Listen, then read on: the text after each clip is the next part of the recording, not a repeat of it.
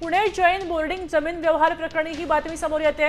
जमीन व्यवहार रद्द करण्याचे आदेशच आता मिळालेले आहेत। तेव्हा आता पुणे जैन बोर्डिंग जमीन व्यवहार प्रकरणाचे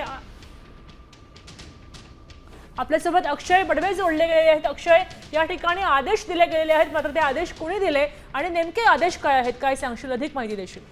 निश्चितपणे आपण जर पाहिलं तर धर्मदाय आयुक्त यांच्या पुढे आज सुनावणी होती आणि त्या दरम्यान जे जैन बोर्डांचे ट्रस्टी आहेत आणि त्यासोबतच विशाल गोखले जे बिल्डर आहेत त्यांच्या दोघांकडनं आज या संपूर्ण व्यवहार रद्द करण्यासाठीचं प्रतिज्ञापत्र जे आहे ते सादर करण्यात आलं होतं आणि त्यानंतर सुनावणी दरम्यान धर्मदाय आयुक्त जे आहेत राज्याचे त्यांनी जो स्वतः आदेश काढला होता तो सध्या रद्द केल्याचा आपल्याला माहिती जी आहे ती मिळालेली आहे।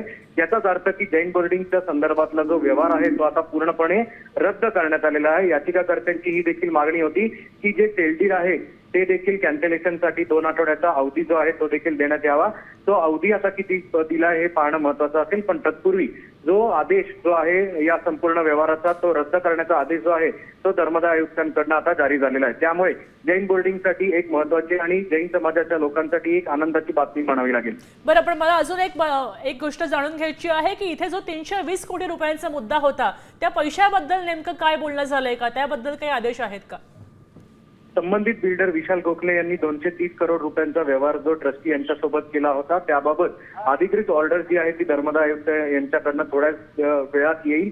याची मागणी जी आहे ती बिल्डर यांच्याकडनं करण्यात आली होती की मी जो व्यवहार 230 करोड रुपयांचा केलेला आहे तो देखील या संपूर्ण व्यवहारात माझे पैसे जे आहेत ते परत देण्यात यावेत आणि त्याच संदर्भाने जे कॅन्सलेशन ऑफ डीड म्हणजे ते सेल डीड केलं होतं तो व्यवहार रद्द केल्यानंतर ते पैसे जे आहेत ते बिल्डर यांना परत मिळतील आणि त्या संदर्भातला जो आदेश आहे तो देखील धर्मदाय आयुक्त काही वेळात पारित करण्याची शक्यता आहे।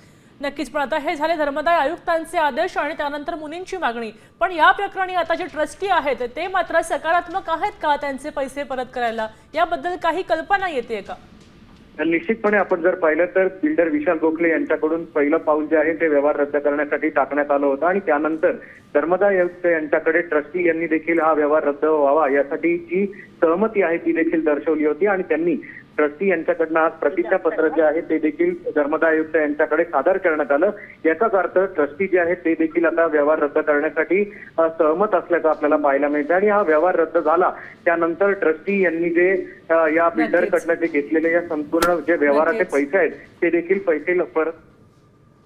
धन्यवाद अक्षय सविस्तर माहितीसाठी। आपण पाहू शकतोय की आता या जैन बोर्डिंग प्रकरणी व्यवहार रद्द करण्याचे धर्मदाय आयुक्तांचेच खुद्द आदेश दिले गेलेले आहेत।